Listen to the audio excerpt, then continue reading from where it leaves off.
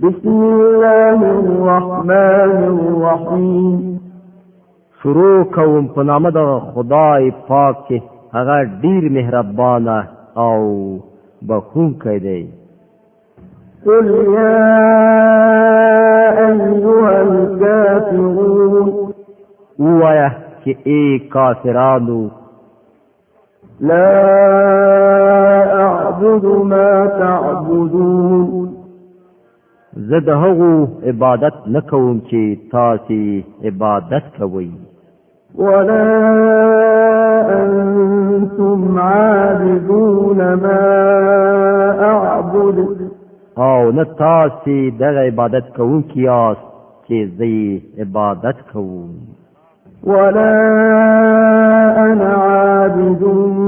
ما عبدتم او نه زه د هغو عبادت کوونکی یم چې تاسې عبادت کړی دی ولا أنتم عابدون ما